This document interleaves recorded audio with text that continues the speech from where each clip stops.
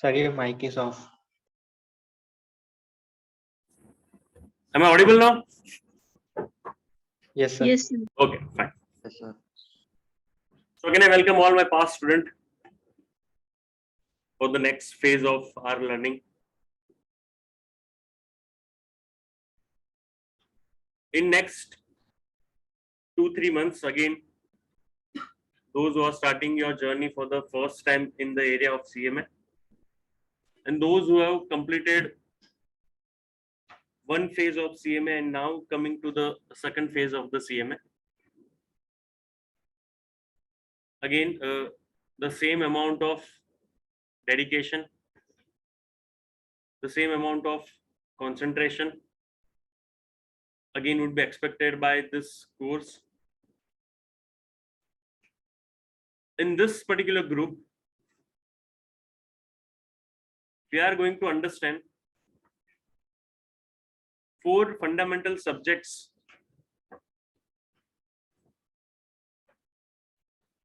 which are of utmost important for running any business. And those 4 subjects are accounting, costing, law, and direct taxes. These are the subjects of group 1.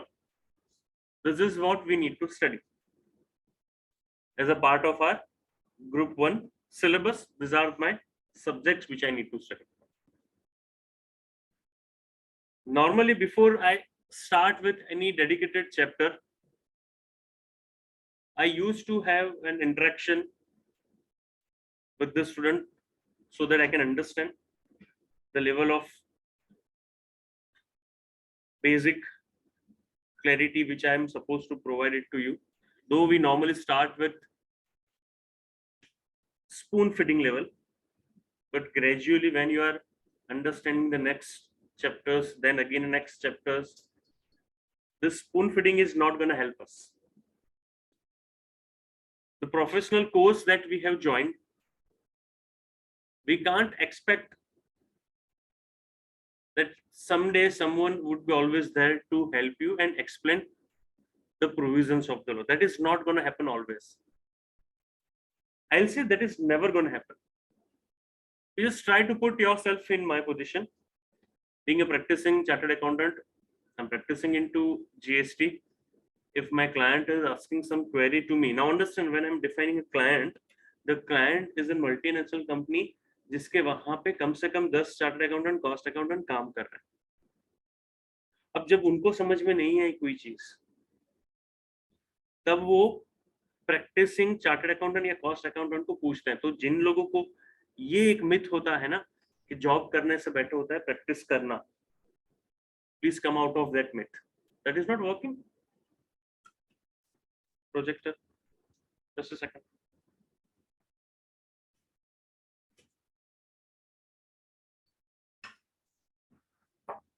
So those who are having a feeling that the practicing in the field of CA or CMA is easier as compared to doing a job, then again, I hope you got what I'm trying to say.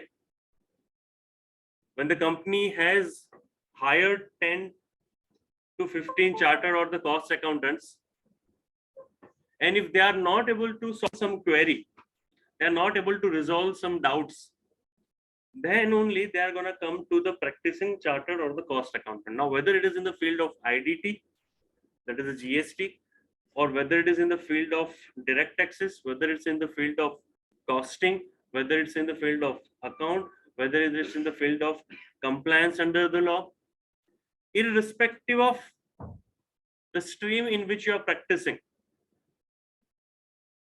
when the person working in that company getting a salary of 1 lakh, 1.5 lakh per month is not able to solve that doubts, not able to resolve the queries, then only that particular doubt or the queries will be referred to us. Now, the person to whom the company is paying 1 lakh to 1.5 lakh, you can expect that he must be having some sort of knowledge. That is why the company is paying such a big amount of salary to him. and then if they are not able to solve it, then the matter will be referred to us. So when they are asking some queries, some doubts to us, I cannot say that let me ask my friend. Your friend might be helping you once or twice when it's a serious matter where you actually need a second opinion. But please understand, the company is paying us being a professional. Your friend is not getting a single penny. So when it comes to an advising without charging anything, that means without taking any responsibility.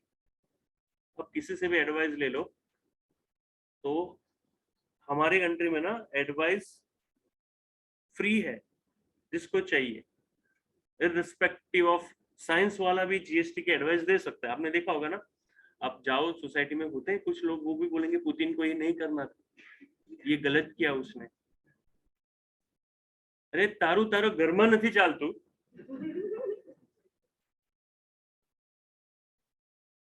તું બોલે ત્યાં તો ચલાવ, પછી પુતિનને advice આપશે. But people are there who are going to advise. So when you are asking your friend any doubt, any query or any question which is being raised by your client, where he is not responsible at all for anything, he's going to advise you. And why to become dependent on someone? You have to be capable of resolving that on your own. It is not expected कि आप उसी time पे जब client ने पूछा 2 minute के अंदर आपको फोन पे अगर पूछा उसने तो आपको फोन पे रिप्लाई करना है. You can always ask that give me a time, I'll check, I'll confirm and then I'll come back to you. लेकिन वो तो पता होना चाहिए. तो हमें पढ़ाई कितनी करनी है जरा ये समझ लो, पहले दिन का ही कॉन्सेप्ट है ये जो सबसे इंपॉर्टेंट है. पढ़ाई हमें वैसी नहीं करनी है कि कोई नींद में से भी उठा के पूछे तो तुम्हें आंसर पता हो, वो वाली नहीं चाहिए, वो तो रट्टा हुआ ना. पढ़ाई तुम्हें वैसे करनी है कि अगर कोई तुम्हें क्वेश्चन पूछता है तो तुम्हें पता होना चाहिए कि प्रोविजन एक्ट के कौन सी सेक्शन को तुम्हें खोल के रेफर करना है, वो पता होना चाहिए कि देखो ये पर्टिकुलर सिचुएशन में ये अफेक्ट हो सकता है, ये अफेक्ट हो सकता है, ये भी अफेक्ट हो सकता है. तो तुम्हें वो खोल के पढ़ने के बारे में पता होना चाहिए, कौन सी बुक में कौन से चैप्टर में जाके मुझे वो रेफर करना है, वो हमें पता होना चाहिए. अगर इतना आपको पता है ना, then you are good professional. तो जो आप मुझे डाउट पूछो और मैं ऐसे ही आपको बता दूं, that is not by birth, no. This is almost my 10th year of teaching. I am taking 2 batches in a year, so 20 times I have done this. And if after doing 20 times same thing, if I am not able to answer you in the classroom itself when you are asking a question, then I don't think I am capable of being a teacher then. So initially when I was teaching at CA final, that is how I started teaching again in the field of IDT. So again in the first batch itself 20 लोगों की सिर्फ batch थी पहली, और उसमें से 8 all India rank करते हैं. अब जब उनको तुम्हें पढ़ाना है ना तो खुद भी पढ़ के आना पड़ता है. And that too you are starting for the first time. Now why I am sharing this? Whenever you start something new which is not easy, initially you will found or you will feel कि यार ये हमसे नहीं हो पाएगा, लग रहा है difficult. But then you need to stick to it. लगे रहना पड़ता है, सोचना पड़ता है कि क्या करने की जरूरत है और मैं क्या कर रहा हूं. ऑटोमेटिकली आपको आंसर मिल जाएगा. ठीक है चलो, तो पहला जो मेरा लेक्चर था ना 1.5 घंटे का था, वो भी पहला लेक्चर मैं आई थिंक 3-3.5 घंटे पढ़ के गया था. पहला ही लेक्चर मेरी लाइफ का, that in the front of CA final student. जैसे मैंने बोला 20 लोग थे जिसमें से 8-10 तो ऑल इंडिया रैंकर फाइनल में भी थे. तो पहली 20 मिनट में ये 2.5-3 घंटा. अब पहले दिन तो तुम सरप्राइज टेस्ट थोड़ी ले सकते हो, पढ़ाया तुमने 15-20 मिनट है, कहां से surprise test. So that happens. अगर उस दिन छोड़ दिया होता तो आज यहां नहीं खड़े होते. The same thing is applicable to you. The time will come, I'm telling you, to everyone. Each one of you will pass through this phase. The time will come, the day will come, the moment will come when you will feel that This is not going to happen this time.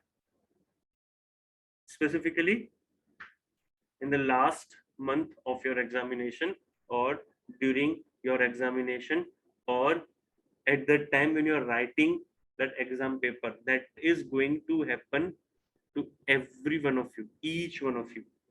Subject अलग हो सकता है, question अलग हो सकता है, लेकिन ये एक थॉट आएगा आएगा और आएगा कि नहीं होगा. आने दो उसको, निकालो उसको, move to the next question. And then after some time, थोड़ी देर बाद वापस से जब तुम कुछ को खोल के देखोगे ना, यू विल अगेन रियलाइज कि ठीक है, इसमें उतना कुछ था नहीं. हाँ, तो ये साइकोलॉजिकल वॉर ज्यादा है as compare to technical war. Now as I told you, we are having 4 subjects in this particular group: accounts, costing, direct taxes and law. Law के तो फैकल्टी थे आप, आई थिंक कल जो ओरिएंटेशन में थे उन्होंने देख लिया how interacting and interesting he can make the things. Costing again been taken care by Dhaval sir. DT is being taken care by, I'll say, the super guru of DT in Baroda, Atul sir. You will realize in first 2-3 lectures itself, those who have studied under him, they know it better. So I am not having a proper word in which I can define. Infinity wala hai, so I cannot define it. And I'll be taking care for your accounts in this particular group. In the second group, I'll be taking care for your GST. And all these faculties are actually practicing in their respective area. So practical knowledge sharing is going to happen to you. Now what we are expecting from you people is doing a day-to-day revision of whatever we are teaching in the classroom. And please, आज तो पहला दिन था, तो please एक चीज थोड़ा ensure करना, जब हम बात कर रहे हैं प्रोफेशनल कोर्स की और डिसिप्लिन की, तो हमारे क्लास का टाइम क्या रहेगा? 8 o'clock. ठीक है, 5 मिनट तक ठीक है. उसके बाद क्योंकि इस बार ना अभी भी कितने लोग हैं ऑनलाइन, जो कि इसमें से बहुत सारे वापस आएंगे, 15-20 लोग और ऑनलाइन हैं और 15-20 लोग आने वाले हैं. तो इतने सारे मास में फिर I can not allow everyone at the end of every 5 minutes, because फिर क्या होता है ना, we are more concerned कि कौन आयो rather than वो शू बनाओ. So please ensure that you are coming on a time. Then after 8:05 I'll close that door and I'll open after 15 minutes. हाँ, तो एक साथ तब आ जाना, तो हम एक साथ तब ने बताने जो ही लिए कि कौन कौन, एक एक करिए नहीं. Now, before I start with the subject, I'll give a brief introduction to those who are not knowing me. My name is Siddharth Jadeja. I'm practicing chartered accountant. I became chartered accountant in 2010. I'm practicing in the field of, obviously, being a chartered accountant. Review of balance sheet is always a part of our scope of work. But my core area of practice is GST. I'm practicing into GST. I was an average student in my throughout educational career. I never get ranked before joining CA. Whenever I got ranked, first time in my life, never in a school, was after joining a CA. So CA बनने के बाद भी एक information technology related course होता है हमारा, जिसे हम बोलते हैं Isha. In that also I got rank.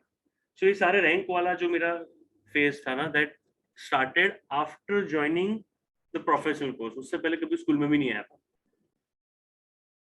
Now why I am sharing this, देखो 12th में मेरे परसेंटेज थे 66 12th में, दैट टू इन गुजरात.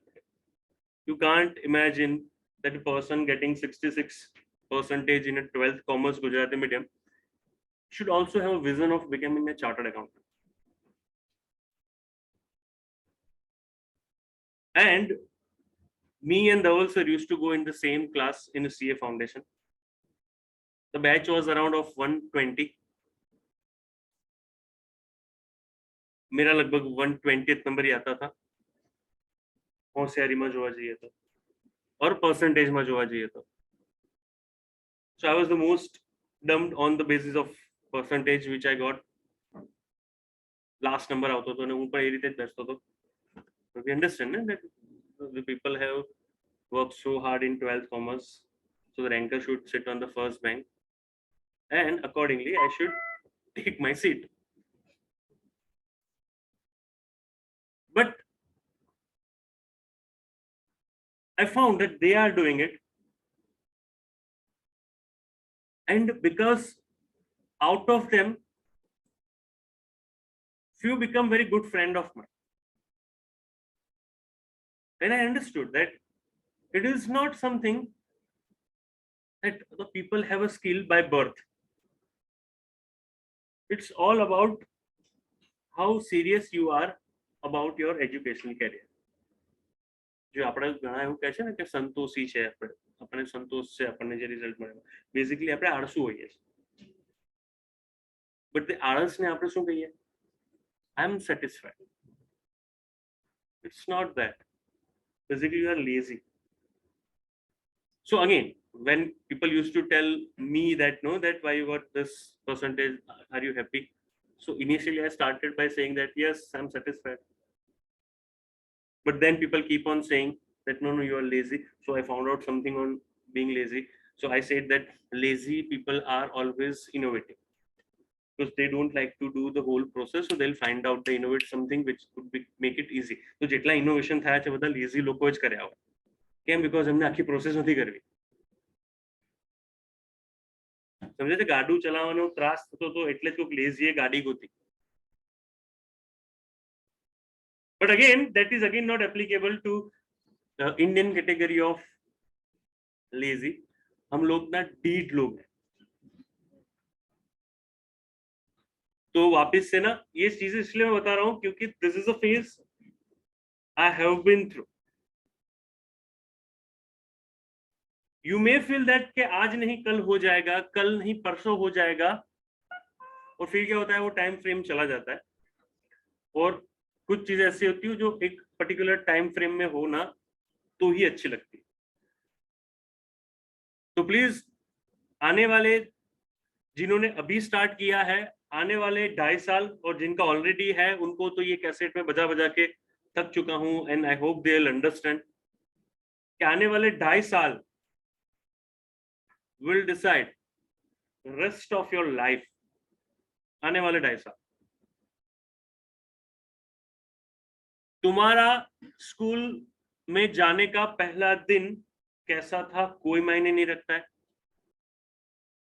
तुम्हारे 10th में कितने परसेंटेज आए थे, आपका रैंक आया था, आपका एग्रीगेट में भी दिक्कत आ रही थी, अब कोई मायने नहीं रखता है. तुम्हारे 12th में क्या परसेंटेज आए थे कोई मायने नहीं रखता है. Those who are joining after BCom, तुम्हारे BCom में कितने परसेंटेज आए थे, अच्छे थे बुरे थे, कोई मायने नहीं रखता है. क्या मायने रखता है ना is not how you started your war. What make a difference is how you conclude it. And we know that this is the first chapter of our life. Education is the first chapter of our life. So how you are going to conclude the first chapter of your life, that will decide the next chapter of your life. So आने वाले 2 या 2.5 साल ना are very crucial, very important for all of us. मैं ऐसा नहीं बोल रहा हूं कि तुम्हारे लिए इंपॉर्टेंट नहीं है, होते हैं पहले 15 दिन. पहले 15 दिन रोज तुम जाके ना 2-2.5 घंटे पढ़ोगे. जो नहीं मैंने करा है वो आगे वाला चैप्टर भी करोगे. आजा भाई, है कोई और? सीरियसनेस में बोला ना कितने सीरियस है हम हमारे लिए. लेकिन ये 15 दिन के बाद वाला जो है ना, that actually makes a difference. जो 15 दिन के बाद हम ये सेल्फ लिबरलाइजेशन पॉलिसी इंप्लीमेंट करते हैं खुद पे, अरे इतना तो पढ़ लिया, क्यों टेंशन ले रहा है? You know you are smart. Self declaration, self motivation. तो एक बार मुझे आके पूछ लेना, मैं अगर बोलूं कि हाँ तुझे जरूरत नहीं है 3 घंटे 4 घंटे पढ़े की, 1 घंटे में तेरा हो जाएगा काम, तो ही मानना, खुद को मत पूछना. ये मैं इसलिए सारी चीजें बता रहा हूं कि ये इंटर्न में ना आप जितने ज्यादा परसेंटेज लाके पास होंगे, जितने ज्यादा मार्क्स लाके पास होंगे, या फिर जो पहली बार अटेम्प्ट करेगा और पहली बार जो पास हो जाएंगे, दैट हैज, और जो फाउंडेशन करके आए ना, उनको पता है ये चीज, मैंने तभी बोला था. और जो अभी फाउंडेशन करके ज्वाइन हो रहे हैं उनको भी ये बता दूं, जिसको इंटर क्या है वो नहीं पता है, जो फाउंडेशन तुम करके आए हो ना, वो इसके सामने कुछ है ही नहीं. फाउंडेशन का पूरा 4 सब्जेक्ट का सिलेबस मेरे सिर्फ जीएसटी में आ जाए, फिर भी जीएसटी थोड़ा बड़ा होगा उससे. एम आई राइट और रॉन्ग दीपू? सो ये जो तुम मिथ में हो ना कि फाउंडेशन तुम्हें इजीली क्रैक कर दिया, तो please come out of it. Final में आओगे तो और deep studies would be required, and that is how we are different as compared to the courses like an MBA. They focus on cosmetic, we focus on techniques. There's a difference. Cosmetic can be improved anytime. There is not a special skill which is required, there is not an amount of time which we are supposed to spend. But when it comes to the techniques means understanding the concept thoroughly, that required a sort of concentration for certain minimum amount of time. और बहुत बार ऐसा लगता है बहुत student को, and specifically those who are coming from a Gujarati medium, they might feel many times, they say also कि sir यार તમે બધું બહુ ઇંગ્લિશમાં બોલો છો. But please you need to understand this. If I'm keep on speaking in Gujarati, I am also comfortable in Gujarati. I am also coming from a Gujarati medium. So if you're asking me, I am more comfortable in Gujarati rather than even in Hindi. But what is going to happen in your exam? If your exam is in Gujarati, is it in Hindi? So unless until you will keep on listening from my side the words which I'm continuously speaking, you won't be able to put it on a paper. वो कभी thought process आएगा ही नहीं, वो level पे तुम कभी आ ही नहीं पाओगे. तो इनिशियली 1 हफ्ता 10 दिन लैंग्वेज कुछ बड़ा बैरियर कभी होता ही नहीं है. ये मुझे भी इंग्लिश का ना बहुत फोबिया था, समझ में नहीं आता था क्या लिखना है. तो सेंटेंस बनाने के लिए पहले गुजराती बनाओ, मतलब किसी को मैं क्वेश्चन पूछूं, या फिर जब मैं फाउंडेशन में था तब मुझे अगर सर कोई क्वेश्चन पूछ रहे हैं तो हमारी दिक्कत होती है, पता है आंसर भाई, लेकिन हमें गुजराती को ट्रांसलेट करना पड़ता है. इस कहाँ लगेगा, क्या આપણે ગુજરાતીમાં તો 6 આવે છેલ્લે, આમાં આગળ આવે, બધું અરેન્જ કરવું પડે यार. अब उतने टाइम में ना बस निकल जाती है और सर को ऐसा लगता है क्लास में कि इसको नहीं आता. लेकिन ये पहले 2 महीने ही हो सकता है, उससे ज्यादा ये नहीं हो सकता है. और इससे ज्यादा हो रहा है, that means you are not putting the efforts which you should have put on this. तभी ये दिक्कत रहती है लैंग्वेज की, बाकी लैंग्वेज में कोई कभी दिक्कत नहीं रहती.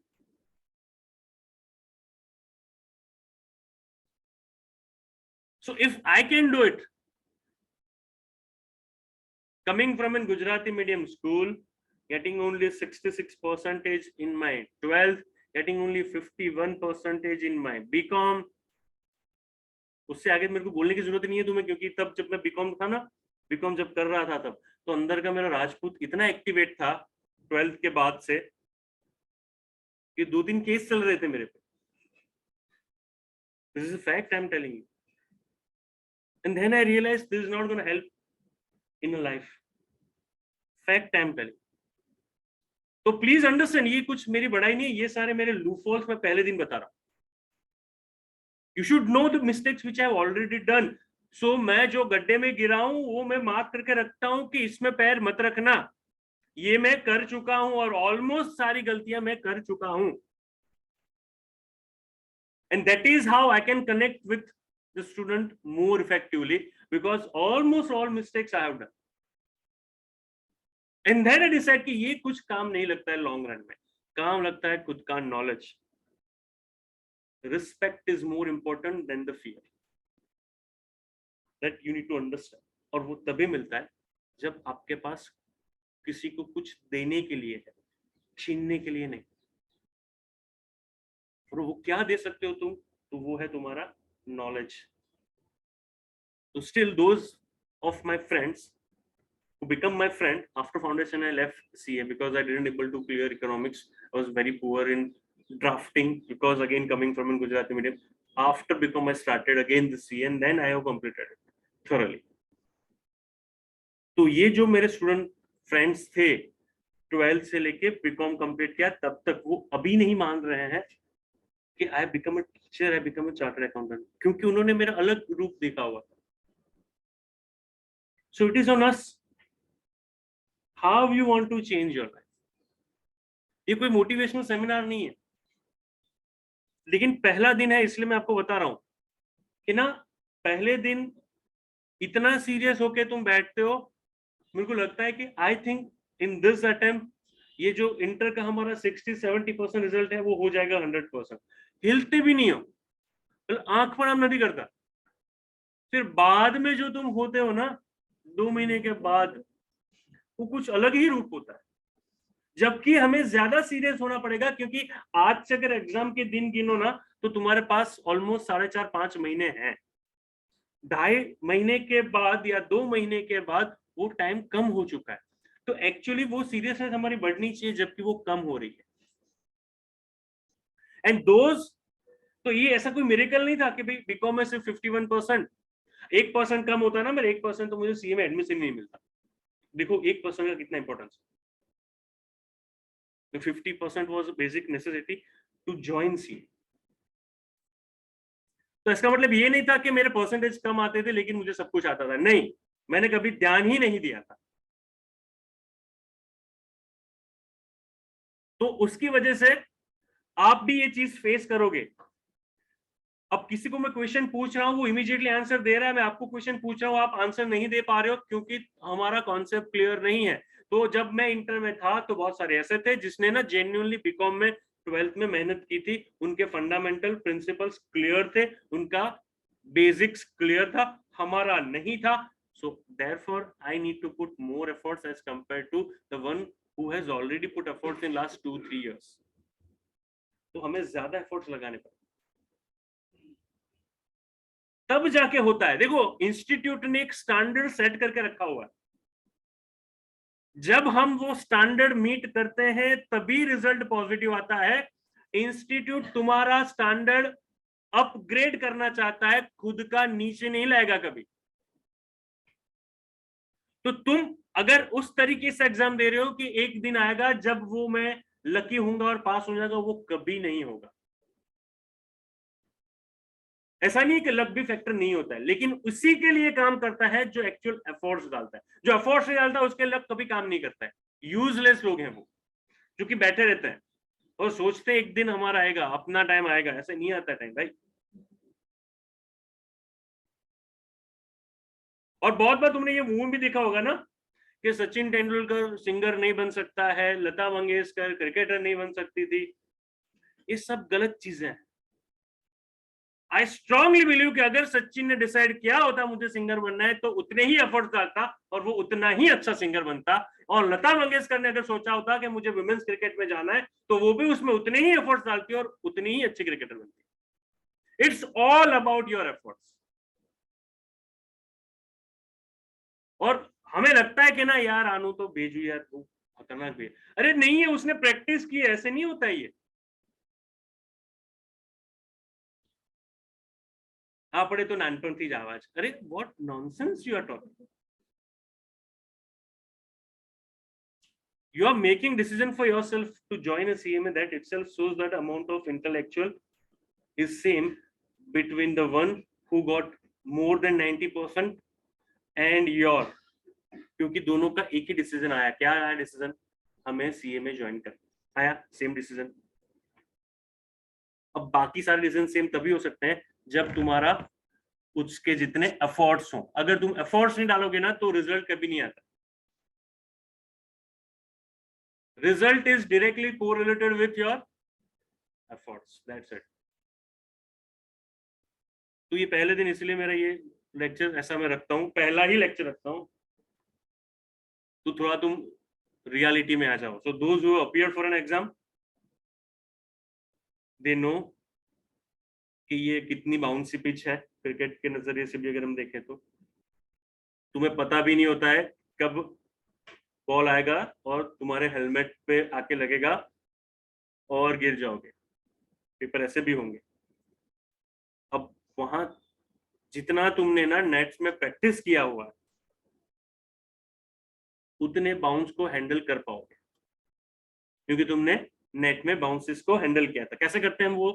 Bye way of giving test, not just giving test, preparing and appearing for the test. Just appearing for the test is not important. You should prepare it properly as if it is an examination. Appearing for the test, that is your net practice. And we are putting all the efforts.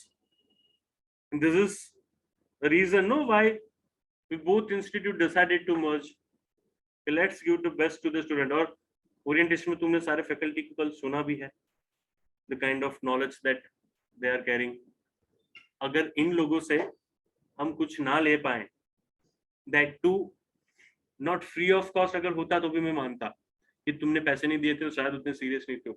After paying us, if you are not taking the knowledge from us, then it is an optimum level of stupidity, not just stupidity. और उसमें भी optimum, तो पैसे दे रहे हो फिर भी सुन नहीं रहे हो तो.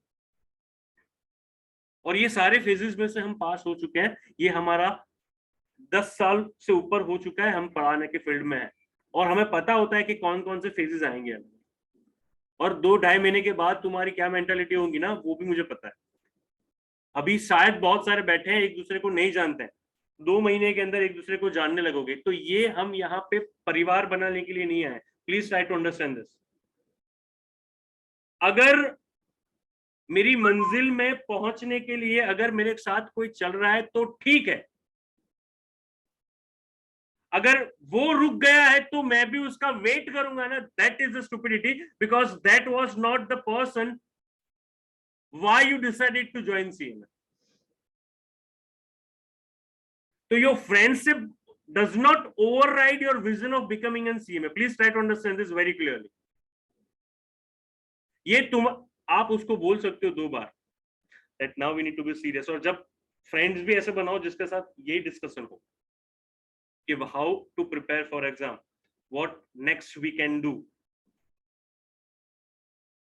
फालतू फ्रेंड्स मत बनाओ. हाँ अगर है तो 2 बार उसको एडवाइस कर दो कि यार we need to focus on our career now.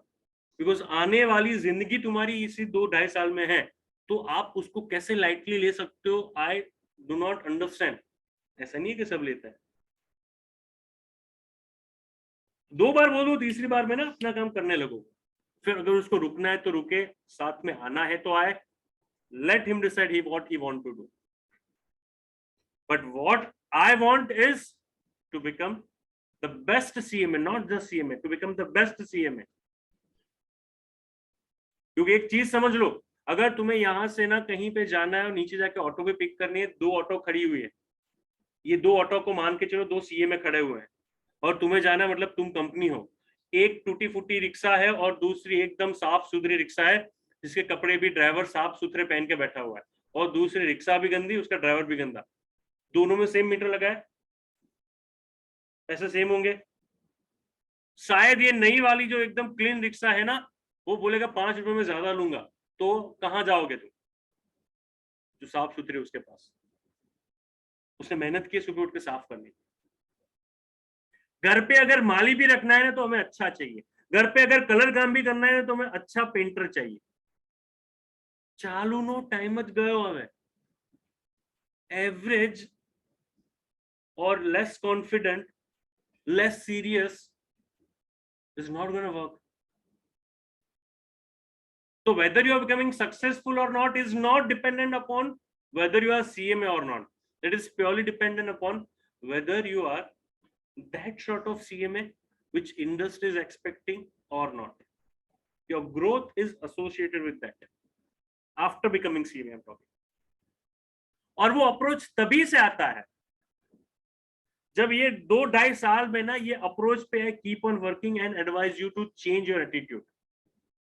तो पहले ही दिन, before entering into subject, my advice those who have recently join into this CMA ना, change your attitude from the very first day.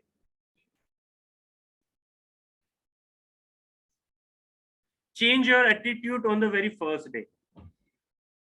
So आज से ना, those who are totally new to this field and has joined it, your attitude should be as if you are CMA from today itself. एक professional से क्या expect किया जाता है?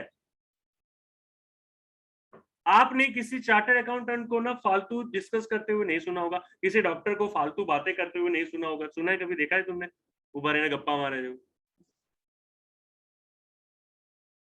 That is about an attitude. They only talk about what next technology that we can use to cure our patient. What is the new disease which is coming? What new medicine that we can apply? They keep on discussing this sort of things rather than discussing Alia Bhatt na lagan bhi hai na, how it is relevant to us. તમને કઈ catering નો contract મળવાનો હતો એમાં? It's totally irrelevant things. और ये जो Insta की जो रील्स उसमें ना 1-1 घंटा निकल जाता है, पता नहीं चलता है। हुआ है मेरे साथ भी, ऐसा नहीं है कि I am exception to that. देखो 1 घंटा निकाल देते हैं सिर्फ अननेसेसरी इंफॉर्मेशन को स्टोर करने में। और दिमाग 2 तरीके से फंक्शन करता है, एक होती है हार्ड डिस्क, एक होती है रैम। तो पहले दिन जब मैं क्लासरूम में पढ़ाता हूँ, मतलब पहले 6 घंटे, आज अगर तुम क्लासरूम में 5 या 6 घंटे आप पढ़े तो वो सीधा हार्ड डिस्क में नहीं जाता है, वो पहले कहाँ पे रहता है? तुम्हारी रैम में रहता है। घर पे जाके तुम रिवाइज करोगे ना एक दो बार, then the data will transfer to your hard disk. You understand your brain? Many times it plays with you. ये मैं लास्ट बैच में तो बताया था बहुत बार। You need to understand how your brain functions. Major reason of not remembering the points is not we are not able to remember, is because we do not understand how your brain is functioning. Major reason of why you are not able to revise 2 hours or 3 hours every day is not about we are lazy. We are not lazy. हम हो चुके हैं क्या? गुलाम अपने दिमाग के ही। और दिमाग कभी तुम्हें अच्छा नहीं सोचेगा अगर तुम बोलोगे उसको कंसंट्रेट कर, वो बोलेगा नहीं। सही बात है गलत बात?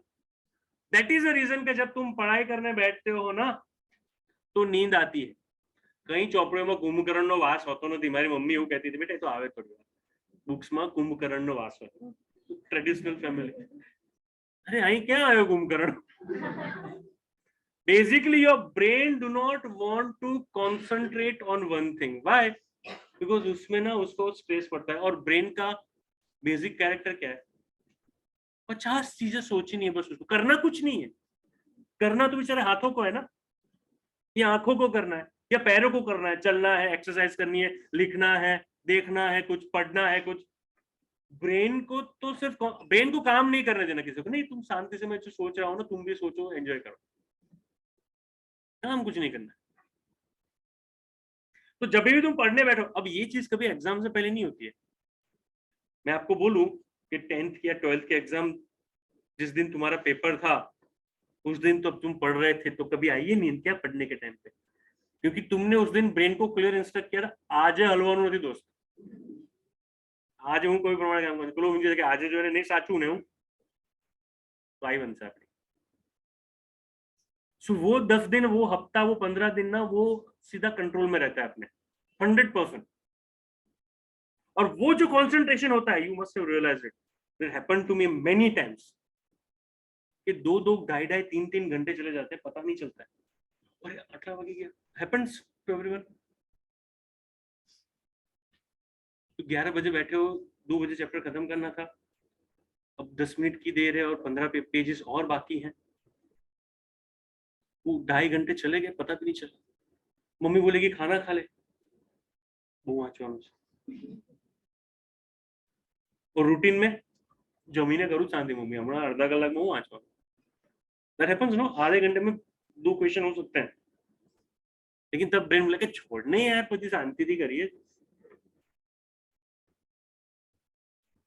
You understand how your brain functions ये सारी चीजें ना बुक में कहीं नहीं है ना कभी किसी ने हमें स्कूल में पढ़ाया है सबने बोला हमें कंसंट्रेट करो कैसे हमें भी पता है कि कंसंट्रेशन होना चाहिए लाइफ में लेकिन कैसे वो तो बताओ वो कभी किसी ने नहीं पढ़ाया सब बोलेंगे please concentrate how to do that it's a kind of mental exercise that's it जैसे ना बॉडी उसी की अच्छी होती है जो रोज जिम में जाता है अगर मैं नहीं जा रहा हूं तो मेरी नहीं अच्छी होगी जो मैं नहीं जा रहा हूं तो दिमाग का भी वैसा ही होता है रोज अगर 2-2.5 घंटे तुम पढ़ोगे ना तो पहली 15 मिनट दिमाग टिकेगा ही नहीं that is going to happen 15 minute तो 15 मिनट तक अगर तुमने कंटिन्यूअस उसको हैमरिंग किया ये मैं टेक्निक सिखा रहा हूँ how to improve your concentration 15 minute तक उसको कंटिन्यूअस तुमने हैमरिंग किया ना नहीं फोकस तो एक क्वेश्चन पढ़ रहे हो जैसे हम चैप्टर स्टार्ट करने वाले हैं हायर परचेस का एक क्वेश्चन है अब क्वेश्चन की फिगर ही होती है एटलीस्ट 7-8 लाइंस अब दिमाग क्या करता है आधे में पहुंचे ना और वो चला गया कमाटी बाग या फिर बोलेगा जो बेनो मैसेज आया उसे जो ले तेरे मैसेज आओ ना तो पेलानो अथवा पेलीनो whatever and I have seen this this is again serious because abhi I am considering myself as a youth so I still have those feelings no we always want someone who can pamper us my father and mother is I don't like now anymore वो pamper करेंगे तो मुझे लगता है नहीं यार वो motto थे क्यों I want someone of my age to pamper and that of an opposite gender funny और नॉट और तुम्हारा मूड डिपेंड करता है किसी और के बिहेवियर पे तुमने मैसेज किया किसी को अगर उसका रिप्लाई नहीं आया मैं लिख के दे दूं हो रहा तुम्हारा concentration you always want someone कि मैसेज करे और रिप्लाई आया और वो भी क्या मैसेज जमी लीधु अरे छेल्ला 20 વર્ષથી જમે જ છે દોસ્ત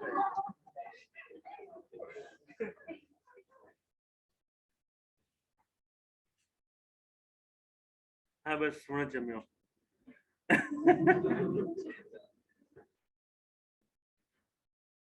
मतलब that happened to me no when I just एक ही लड़की देखने गया था मैं मेरी बीबी को और देख के हाँ बोल के आ गया मतलब अननेसेसरी कंफ्यूजन क्यों क्रिएट करना अब यहाँ पे 70% क्राइटेरिया मैच हो रहा है मेरा अब 2-3 और ढूंढने जाऊंगा मैं और ये चली जाएगी तो कंफ्यूजन ही होता है ना कभी 10 मिनट में क्या पता चलता है अरेंजमेंट में क्या पता चलता है मैं भी मेरे बेस्ट बिहेवियर में होऊंगा she also would be in her best behaviour वो तो घरे आईने ज खबर पड़े Gangadhari Shaktimaan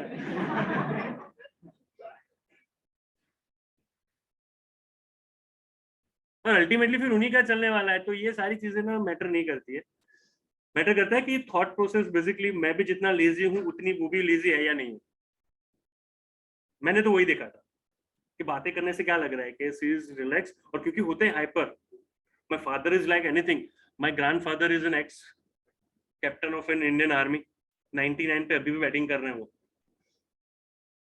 my father is like an captain of Indian army मतलब रूम से बाहर निकले और लाइट एसी चालू रहेगा मतलब उस दिन तो गया ही मेरा दैट सॉर्ट ऑफ और मेरा काम कैसा है अभी पप्पा ने अगर बोला कि सांझे पानी आवशे नळ चालू वाल चालू કરી દેજે કરી દીધો બંધ કરવાનું નહોતું કીધું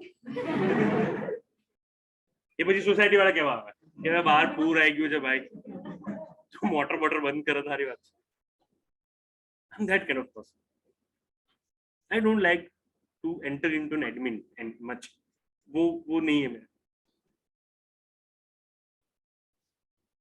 तो ये सब चीजें होती हैं इसीलिए चाहिए हमें कि कोई है जो हमारा ख्याल रखे ये सब फालतू चीजें हटाओ उसका भी टाइम आएगा क्यों एवरेज पे सेटल हो रहे हो? आज तुम्हारे पास कुछ डिग्री नहीं है, पैसे नहीं कमा रहे हो, तो तुम्हें जो अब मिल रहा है ना अभी, उससे बेटर मिल सकता है। तो एवरेज पे सेटल मत हो जाओ। That is what I am saying to both boys as well as to girls. आज अगर तुम नहीं हो सीए में, और अगर ऐसे नहीं सब सब इसमें लगे हुए हैं, ऐसा भी नहीं है, लेकिन 15-20% होंगे, इनके लिए मैं बोल रहा हूँ कि आज जो तुम्हारे पास है ना, उससे बेटर ऑप्शन मिल सकता है once you become a CA में। बेटर ऑप्शन मिल सकता है, पर ना हमारे तो एक चाहिए वो भी है। तो तारा नसीब बीजू तो શું કહીએ। તારે એમઆઈ નો ફોન ચલાવો જાકે જિંદગી, તો હવે આઈફોન પર સ્વિચ ઓવર નથી કરું તો what can I do? But please, all this will affect your studies. I am not concerned about to whom you are chatting, how much you are chatting, how much you are calling. I am not concerned about it. I am concerned only with your studies. And if anything is affecting your studies, which I came to know, so many of you know that I am very kind, very generous, so far as you don't change my mood. हाँ, वो जो है उनको पता है। तो जो यहाँ पे फिर रोते भी हैं, ऐसा भी होता है। तो I am kind so far as you are studying, then I don't care. I never intended right now or in the future also to remain in good books of anyone, because my job is to ensure your future. तो मैं भी 2-3 बार बोलूंगा, फिर it's on you, और वो 2-3 बार ऐसा बोलूंगा शायद आपके पेरेंट्स ने भी नहीं बोला होगा, बिकॉज उनको तो ऐसा लग रहा है ना कि मेरा बेटा ऐसा नहीं कर सकता है, या फिर मेरी बेटी ऐसा नहीं कर सकती। She is very serious about his और हर स्टडीज। लेकिन मुझे पता होता है यहाँ पे क्या हो रहा है, तो जहां मुझे लग रहा है मैं उसको क्लियरली विदाउट एनी हेजिटेशन बोल ही देता हूँ, और सबको पता भी है ये, क्योंकि मेरा काम ही ये है। That is the reason why I got 60-70% result. मेरा काम ये नहीं है, I am not running a friendship club. हाँ, अगर मेरे टर्म्स पे हमारी फ्रेंडशिप होती है, I am more than happy, but not by way of degrading the standard of my education and my professionalism. Fine. So these are certain things which I wanted to share, because this is something which is very important from the first day of your exam, first day of your studies. When it comes to an account, now I'll come on the topic. When it comes to an accounts, why account is important to the cost accountant? Tell me why account is important to cost accountant.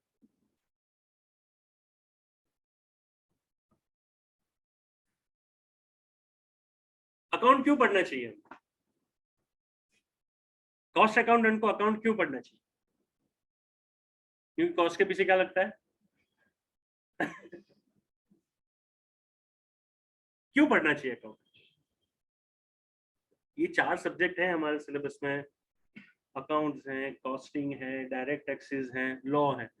तो कुछ reason होगा ना ये हमारे syllabus में क्यों है। Direct tax इसलिए हमें पढ़ना चाहिए क्योंकि हमें पता चले कंपनी को कितना टैक्स पे करना पड़ेगा। जब किसी प्रोजेक्ट के बारे में तुम एस्टिमेट कर रहे हो कि इतना मुझे रिटर्न मिलेगा, तो इफेक्टिव कितना मिलेगा after tax.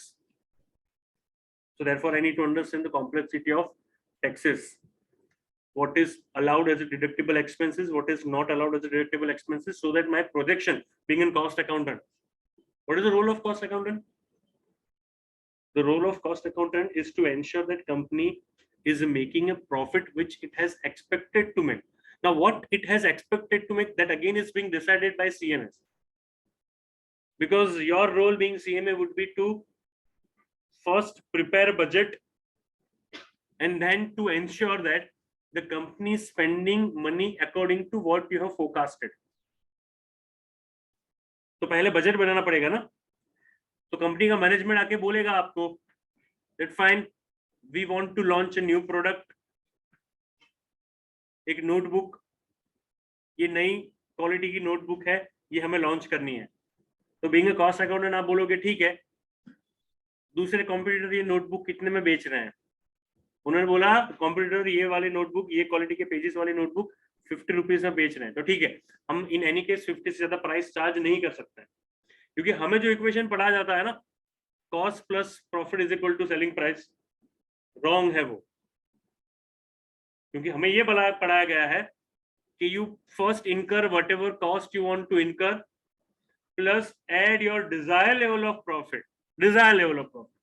I desire 100%. Why less than 100? Is equal to your selling price. You can find out selling price by this equation, but there won't be anyone who is buying. So that is a hypothetical concept. In today's competitive environment, where the whole world has become a market, this equation won't work. Because whatever product that you are manufacturing, there is someone who is already manufacturing it. Except you are doing altogether new innovation, bringing all together new product. लेकिन 99% case में the same product or similar product is already there in a market, which is being sold at some price.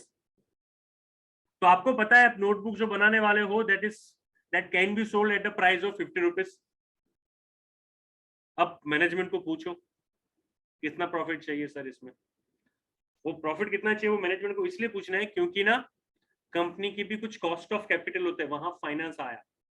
Financial management जो हमें पढ़ना है ना, वो इस reason से पढ़ना है. तो what is the cost of capital. Company ने पैसे बोरो किए हैं, शेयर होल्डर से पैसे लिए हुए हैं, पैसे जो ब्लॉक हुए हैं उसमें फाइनेंस कॉस्ट जो होती है, तो कॉस्ट ऑफ कैपिटल तो हमारी रिकवर हो उतना तो हमें प्रॉफिट करना ही करना है. For example that cost of capital is 8%. Fine, I want a profit of 10%. तो 8% तो चला जाएगा कॉस्ट ऑफ कैपिटल को रिकवर करने में, ऊपर से इफेक्टिवली हम 2% ही अर्न करेंगे. So 10% of 50 rupees that comes to 5 rupees. You want a profit of how much? 5 rupees. Financial management वहां पे आया. अब कॉस्ट अकाउंटेंट का काम होगा कि जरा बैठ के एस्टिमेट करो, कोटेशन मंगाओ सबसे, मशीन की प्राइस क्या होगी, वो सब निकाल के देखो कि क्या तुम ये प्रोडक्ट को 45 रुपीज या उससे कम में बना सकते हो, considering 3 element of the cost: material, labour, overheads. These are the 3 elements of the cost. So by spending on these 3 elements of cost, will you able to produce this particular product within this 45 range or not? अब जब ये costing के as a concept evolution हुआ था, जिस दिन से ना ट्रेड चालू हुआ, सिविलाइजेशन में जिस दिन से ट्रेड चालू हुआ, कॉस्टिंग तो उसी दिन से है, उसी दिन से है कॉस्टिंग. तो ऐसा नहीं कि रिसेंटली है, लेकिन जब ये कॉन्सेप्ट को इवॉल्व होके पेपर पे आए, जब हमें पता चला कि there are 3 elements of cost: material, labour and overhead. तो ये जब इवॉल्व हुआ ना, तब वर्ल्ड वाइड इतना कोई मशीनाइजेशन नहीं था. सारी जो प्रोडक्शन प्रोसेस करनी होती थी वो लेबर्स ही करते थे, ह्यूमंस ही करते थे. Therefore earlier the labor cost was very relevant, very important.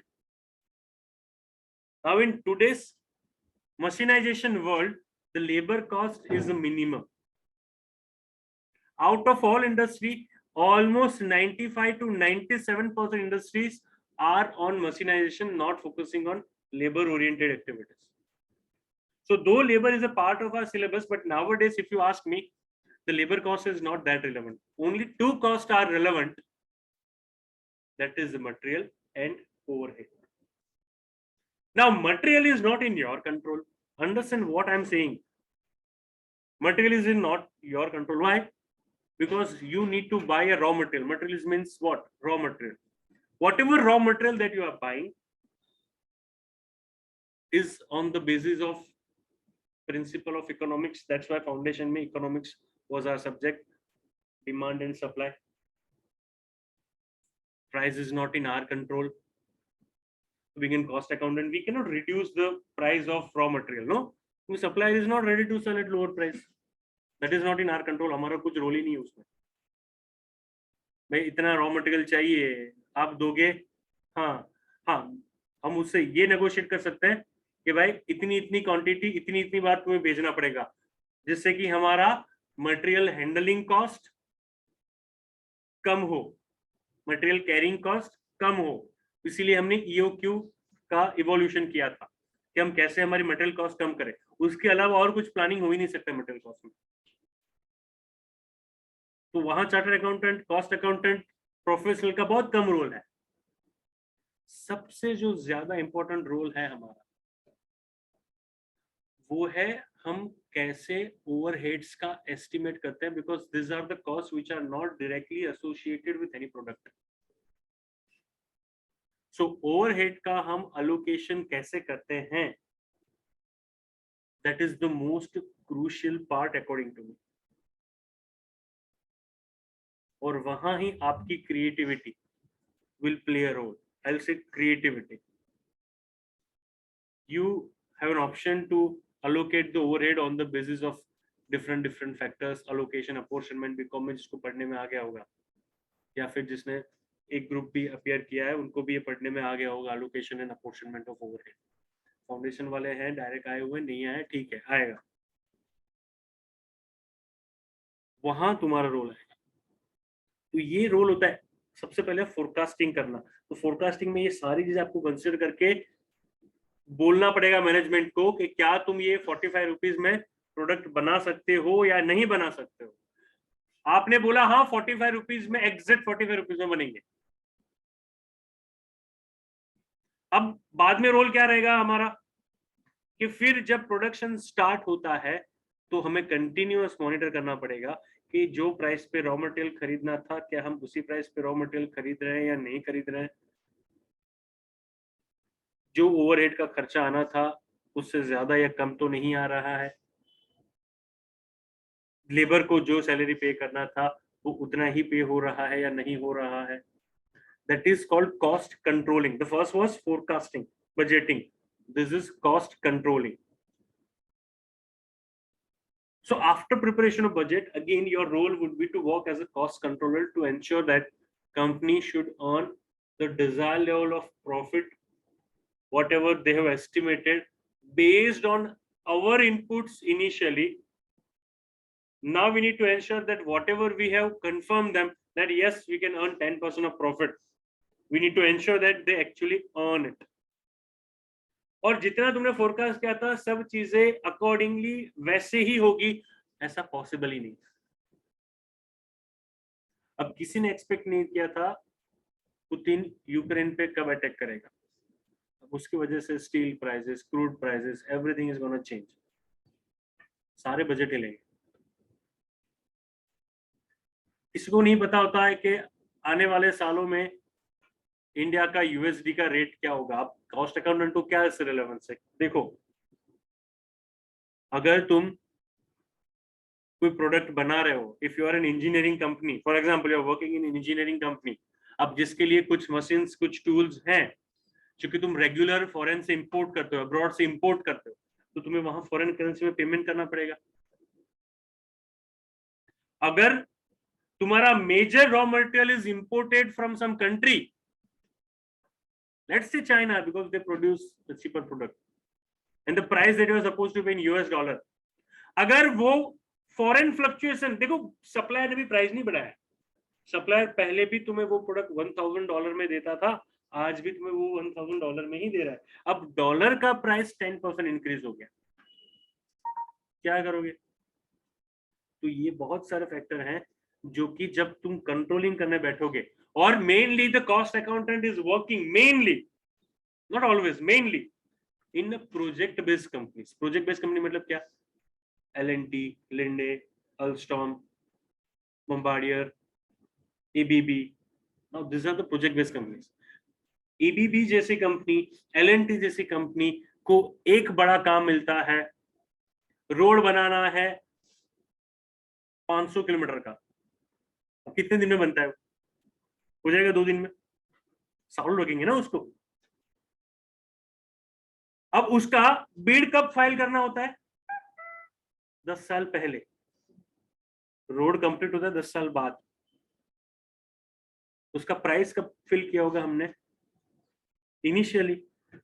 फिर बिड जो सबमिट होता है उसका टेक्निकल इवैल्यूएशन होता है, फाइनेंशियल इवैल्यूएशन होता है, वो 1 साल तो खा जाता है। उसके बाद तुम्हें ऑर्डर दिया जाएगा, उसके बाद काम चालू होता है, उसके 10 साल तक वो काम चलेगा। प्राइस ज्यादा तो थोड़ी मिलेगी तुम्हें, प्राइस तो तुमने बोल दी पहले ही दिन। अब फिर यूक्रेन पे अटैक कर दिया पुतिन ने, क्योंकि तुम्हारा तो मेन प्रोडक्ट ही ये डामर है, that is purely depending upon the crude prices, और you are importing it and USD is not in your favour. तो जो फाइनल में आओगे तब जब तुम्हें ये पढ़ने में आएगा फॉरेक्स हेजिंग कैसे कर सकते हैं, how can you secure the project margin by way of doing an hedging techniques, all this is, that is the reason a part of our syllabus, कहीं ना कहीं वो कनेक्टेड है। और लॉ तो इसीलिए हमारे सिलेबस में है because improper planning of law end up paying with penalty, interest, litigation cost, and always penalty, interest, litigation cost are avoidable cost, it is not normal cost, it is an abnormal cost। तो cost sheet जो होती है ना, cost sheet, उसमें कभी भी abnormal cost होती ही नहीं है, सारे नॉर्मल एक्सपेंसेस होते हैं। Abnormal cost are kept in a PNL. तो आप बैलेंस शीट भी देखो, अब जरा देखो बैलेंस शीट को, मैं जो बोल रहा हूँ उसमें जरिए से। Balance sheet is of two part, the first is the balance sheet, another is trading account and profit and loss account. Why there are two? Trading and profit and loss अलग क्यों है दो? सोचा कभी ये क्यों पहले हम ग्रॉस प्रॉफिट फाइंड करते हैं, then we are finding a net profit, क्यों करते हैं ये? कॉस्ट अकाउंटेंट को वो भी पता होना चाहिए ना कि कोई मैं एक्सपेंस करूंगा वो कहाँ हिट होगा। अकाउंट इसलिए पढ़ना है। या फिर जब तुम किसी प्रोडक्ट के बारे में सोच रहे हो, कॉस्टिंग के एक्सपेक्ट से सोच रहे हो, तो किसी कॉम्पिटिटर की बैलेंस शीट देख के तुम्हें पता चलना चाहिए कि उसका खर्चा कहाँ कितना है। अब वही तुम्हें नहीं पता है तो कैसे कॉस्ट अकाउंटेंट बनोगे? अकाउंट इसलिए है सिलेबस में, तुम्हें पता चले कि ये क्या एक्सपेंस है या क्या ये एसेट है, इसको मैं अपोर्शन वैल्यू मेरी कॉस्ट में गिनूं या टोटल अमाउंट को मैं कॉस्ट में गिनूं, पता होना चाहिए ना ये। जरा सोचो, जो हमारा पीएनएल बनता है वो दो पार्ट में क्यों बनता है किसी को आइडिया? पहले क्यों हम ग्रॉस प्रॉफिट फाइंड करते हैं, फिर उसको लेके आते पीएनएल में, फिर हम नेट प्रॉफिट फाइंड करते हैं, ऐसा क्यों? अगर मुझे अल्टीमेट मेरा ऑब्जेक्टिव नेट प्रॉफिट ढूंढना था, प्रॉफिट ढूंढना था, तो क्यों नहीं हमने सेल्स में से सारा एक्सपेंस डिडक्ट करके सीधा प्रॉफिट ढूंढ लिया? ऐसा क्यों नहीं किया हमने? Why we are calculating the gross profit first. और एक और चीज है जो ना बहुत सारे लोग हैं जो मेरे लिए तो नए हैं, मैं जिसका नाम भी नहीं जानता हूँ। So normally I used to have that sort of session also, but अगर आज मैं वही रख देता ना पूरा, तो पूरा दिन उसी में चला जाता। और तुम्हारा फंडामेंटल ऑब्जेक्टिव था डेमोस्ट्रेशन सुनना, ना कि नाम सुनना। तो therefore we'll have that interaction after week once the demos are over। लेकिन मैं अगर किसी को पूछ रहा हूँ ना कोई क्वेश्चन, तो बेसिकली आपको पहले अपना नाम बताना है, क्योंकि 3 क्वेश्चन मैं हर बार पूछता हूँ। नाम बताना है, why you joined CMA वो बताना है, and what you want to do after becoming CMA। ये क्वेश्चन मेरे होते ही हैं, क्योंकि मेरे को आंसर नहीं मिला था आज तक। मैंने सीए किया क्यों किया? चलो बीकॉम के बाद तो इसलिए किया क्योंकि फाउंडेशन फेल हुआ था, तो मेरे को वो टैग नहीं चाहिए था कि तुम नहीं कर सकते हो, ऐसा अंदर का राजपूत उस हिसाब से फिर जाग गया कि नहीं, I can't digest the failure, I do it whatever it takes. Basically average life नहीं चाहिए थी, क्योंकि पापा ने साइकिल खरीद ली थी और बोला था भाई जीआईडीसी में बात कर ही ली थी, हमने बेचार मजूरनी जरूर है। My father is like that, I am telling you,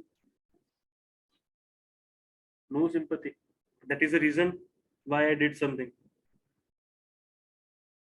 वरना वो कंफर्टेबल टेम्परिंग वाला होता तो नहीं करता। He actually bought a cycle for me and aluminum tiffin. You can imagine, no? મજૂરની જરૂર છે તે મટીરિયલ હેન્ડલિંગ માટે, you are going from tomorrow. નહીં આપણે સીએ કરવું છે।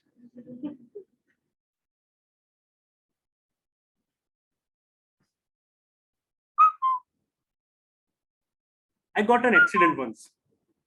I was coming from my library. एक काका उम्र वाला आता, थोड़ा स्कूटर पर આવતા હતા, લાઈટ ચાલુ નહોતી, હું રાતના 2 વાગે લાઇબ્રેરીથી વાંચીને આવતો હતો। હવે એ પણ 2 વાગે ક્યાંકથી આવતા હતા સ્કૂટર લઈને, આગળની લાઈટ બી ચલો ને રોંગ સાઈડ, એટલે હું અહીંયાથી 60 ની સ્પીડે હોઉં એવરેજ બાઇકની, ને કાકા 40 ની સ્પીડે હોય, અને સામ સામે હોય તો ઇમ્પેક્ટ આવે 100 ની. સ્કૂટર ના 2 પાર્ટ થઈ ગયા. હું લગભગ 8 ફૂટ દૂર હવામાં, તો ત્યારે 2-5 સેકન્ડ આપણે એવું લાગે ચલો આપણું પિક્ચર આજે પૂરું. આવું જ હું પણ પડ્યો, મતલબ મા બાપના આશીર્વાદથી વાગ્યું નહીં. પછી આપણે ઇમિડિયેટ થોટ આવે કે કયા ગયા કાકા પેલા. સ્કૂટર મેં જોયું 2 ટુકડા, અને કાકા પણ પડેલા હતા, મોઢામાંથી લોહી નીકળે. એટલે એમને મેં the first thought, I'll be honest, the first thought which came in my mind, બાપ આપણે એવું હોય ને ફસાઈ ગયા. બટ ધ સેકન્ડ થોટ કેમ કે મેં આ મરી જશે, કેમ કે રાતના 2 વાગે કોણ આવશે, એટલે ખબર નહીં અંદરનો સારો માણસ જાગ્યો, ખરાબ માણસ જાગ્યો, જતો રહ્યો, might be easy for me. પણ બધું નહીં યાર, ધીસ ઇઝ નોટ રાઈટ. ખબર તો પડી જ જશે ગમે ત્યારે કોઈને. તો એમને ઉચકી અને હું બાજુના જે ઘર રોડ ઉપર જ હતું ને ત્યાં લઈ ગયો, પકડાયો બહેનો કે એક્સિડન્ટ થયો છે, કાકાને વાગ્યું છે. હવે એવું જસ્ટ ઇમેજિન કે ઘર જ એમનું હતું, એમને ટર્ન માર્યો, ઘર આવ્યું એમનું. પણ એવું જોવાનું હોય ને દાદા, આગળ ટ્રેન આવતી હોય કે બસ આવતી હોય, સાયકલ આવતી હોય, ઘર આવ્યું ટર્ન માર લેવાનો. હું ઘરે લઈ ગયો એમને. આંટી વોઝ સો કાઇન્ડ. મેં કીધું ચલો વાંધો નહીં આવે બેટા, થેન્ક યુ, તું અહીંયા ઘરે લઈને આવ્યો. પછી એમણે આંટીએ પૂછ્યું મને છેલ્લે, બેટા કોણ હતું એક્સિડન્ટ કરીને જતું?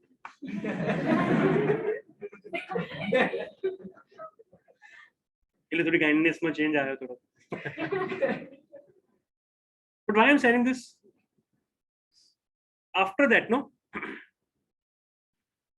my father went at his home and asked me to file a case against me so that I could be careful next time. Actually, I was careful. I was not drinking and driving. The kaka was on wrong side. He was not having its light on. I justified this to my father. But why you are doing? Why you are doing like this? That you should remember. हम भी जो drive कर रहे हैं ना, that you are in a country जहाँ 130 करोड़ है. ये तो सिर्फ इंसान है. ગાય પણ ગમે ત્યાંથી નીકળે, કૂતરું પણ ગમે ત્યાંથી નીકળે, એને તો કાઉન્ટ જ નથી કરતા. So he actually went at his home and asked me to file a case against me. 4-5 વર્ષ કેસ ચાલ્યો. મારી આર્ટિકલશીપના પૈસામાંથી જ વકીલને પૈસા આપું, વકીલે પણ પપ્પા પૈસા ના આપે. વકીલ ગો જે તારે કરવો જા, નહીં તો જેલમાં જા. You need to understand. 65 વર્ષના દાદાના બચારાનો, અને મેં ઉંચક્યો ને, એમનો પગ લગભગ ઓલમોસ્ટ પતી જ ગયો, ખાલી સ્કીન ઉપર જ હતો. પછી જોઈન થઈ ગયો, નાવ ઇઝ ફાઇન. હજી જાય છે પપ્પા કોક વાર. હવે કેવું છે પગે? હવે તો સારું જન્મ્યું હતું. હવે મને પૂછો, આરોપી Siddharth Jadeja, that sort of, that was the first case I'm talking about.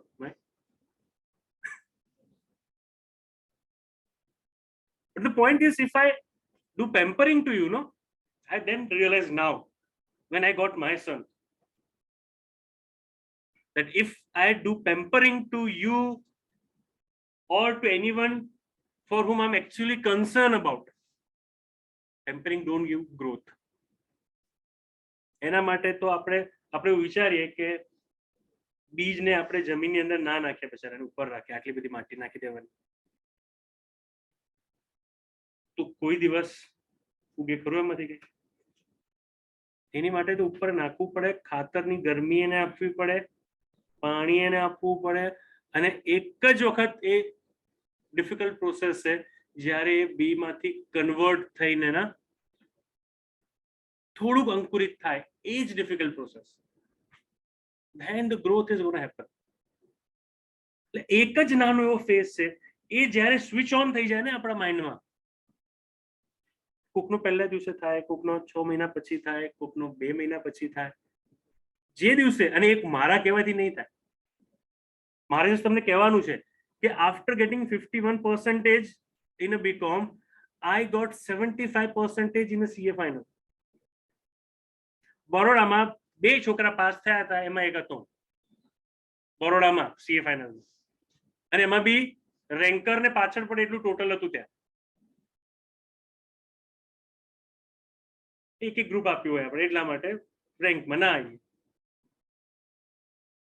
It is not about what you did in the past. It is only about a switch ક્યારે ચાલુ થઈ જાય કે નહીં નહીં નહીં, this is done now, enough of this. ત્યાં પછી આપણે એડજસ્ટ થઈ ગયા હોઈએ કે આ જ લાઈફ છે, ચાલતા આવાય, બસમાં આવાય. I am not okay with it, and you also should not. But A switch જ્યારે ઓન થાય ને જાતે જ થાય. હું કહું તમને કદાચ લાગવા મને એક્સેપ્ટ ચાલુ થઈ ગઈ, એમ નહીં થાય, એ જાતે જ થશે. તમે વાંચતા હશો તમારા બિહેવિયરમાં, અને તમને ખબર નહીં પડે કે હવે ચાલુ થઈ ગઈ છે, તમારા બિહેવિયરમાં જ ચેન્જ આવી જાય. તમને કામ સિવાય શું આટલા હું 12 વર્ષથી if I am in the field of teaching after becoming CA, I chose to have a luxury life of coming, because this coaching is not more than 20% of my earning. હું તમને લિટરલ શબ્દોમાં કહું તો my 80% of earning is coming from my practice, which starts at 11 o'clock. So what is this which gives a motivation to me to come at 8 o'clock? તમારી માટે આવું છું, final ચાલુ થશે એટલે I am supposed to come at 7 o'clock. So there is something which motivates that નહીં નહીં, you should go. હું જે કહું છું ને સર્કિટ ચાલુ થઈ જાય, નહીં નહીં, I am responsible for you, so my behavior also should be in that way. So that gradually happens. So the original question is why there is a gross profit and the net. Why there is a gross profit? Basically, I want you to change the way of looking at the things, because આપણને સ્કૂલમાં જે પ્રમાણે ભણાયું છે ને એમાં એ develop જ ના થાય. કેમ?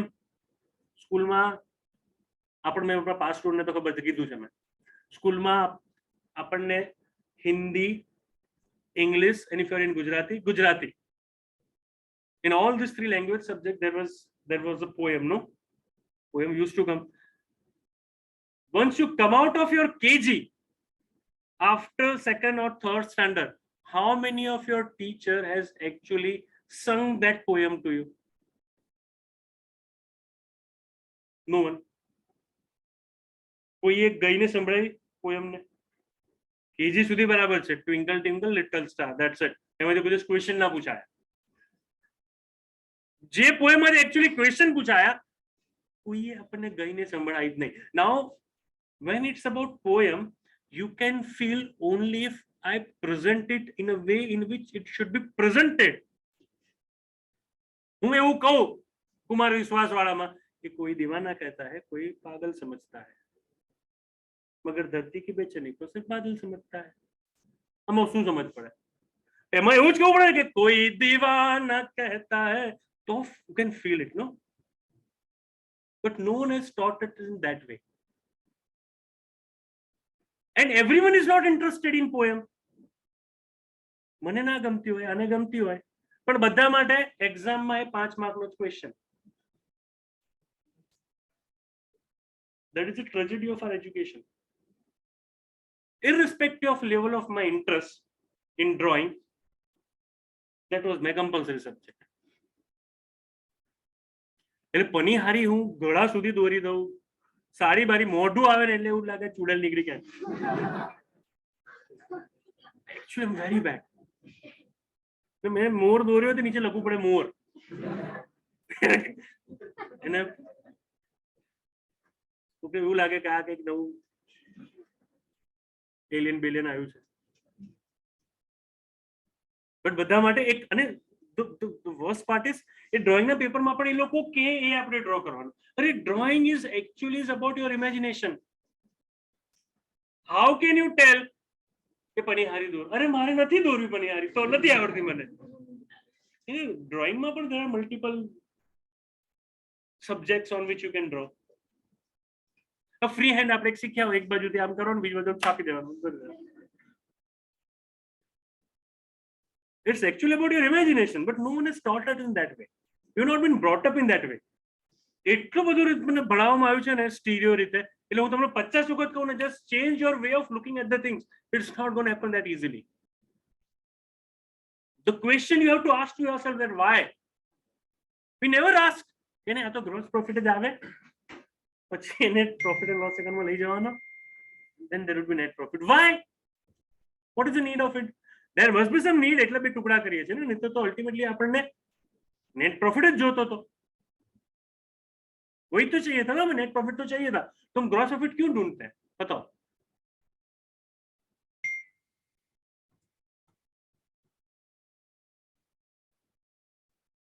Any answer? आंसर का मैं हिंट आपको देता हूं. अगर आपको दो कंपनी कंपेयर करनी है तो उसका क्या चेक करोगे तुम, ग्रॉस प्रॉफिट या नेट प्रॉफिट? तुम्हारा एबनॉर्मल लॉस तुम कहां ट्रांसफर करोगे, ग्रॉस ट्रेडिंग अकाउंट में या पीएनएल अकाउंट में? एबनॉर्मल लॉसेस कहां ट्रांसफर करोगे, लॉस हो या गेन हो कहां ट्रांसफर करोगे, तुम्हारे ट्रेडिंग अकाउंट में या पीएनएल में?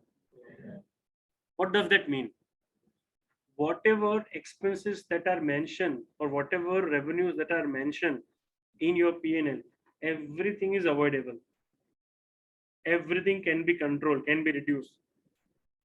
Whatever is there in your trading, you cannot avoid to run the business. You can reduce your cost by way of deciding auditor's remuneration would be a part of your P&L. अब तुम उसमें EY को पे कर रहे हो, KPMG को पे कर रहे हो या ASM को पे कर रहे हो.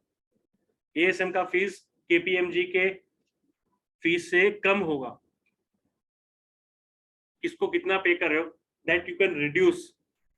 तो अब जब कंपनी कंपेयर कर रहे हो ना, तो ट्रेडिंग अकाउंट देखो, उससे पता चलेगा कंपनी जो बिजनेस में है एक्चुअली उसमें कितना अच्छा कर रही है. That you can verify by way of comparing gross profit, not the net profit. But overall कितना प्रॉफिट अर्न किया है हमने वो हमें चाहिए, therefore we are finding out a net profit. But effectively for अगर मैं किसी बिजनेस को मुझे एक्वायर करना है ना, तो मैं उसका क्या देखूंगा, ग्रॉस प्रॉफिट देखूंगा, ना कि नेट प्रॉफिट. बिकॉज नीचे वाले सारे खर्चे कम हो सकते हैं, ऊपर वाला कोई खर्चा कम नहीं हो सकता है. रॉ मटेरियल चलो आ जाए નથી વાપરવું ચાલે, વડાપાઉં બનાવીએ આપણે, વડો નહીં મૂકવાનો, મોંઘું પડે છે, એમને પાવા આવે ચાલે. So basically this was the reason why I wanted to have my first lecture, so that I can tell you the kind of dedication which I'm expecting from you, and the same you can expect from me also. I'll give my 110% for you. I'm expecting 100 against that, and if we both are doing it, no, I don't find any reason which can stop us from being a cost accountant in the first attempt itself. Fine. From tomorrow, we are going to start with a chapter called an hire purchase. Why we are starting with that chapter? Because it has more questions rather than on accounting techniques. I don't want to bore you from by way of starting with the theoretical aspects of account that we know from the 11th. वो भी यहाँ थोड़ा revise हो ही जाएगा. But कुछ आपको भी लगे कि कोई कोर्स हमने ज्वाइन किया जहाँ पे कुछ कैलकुलेशन करना आता है, so that was the reason why I decided to start with an hire purchase. Fine. We'll stop here for the day. Take very good care of yourself. Bye bye. Take care. Till मिलते हैं सुबह. You can have a break for 5 minutes.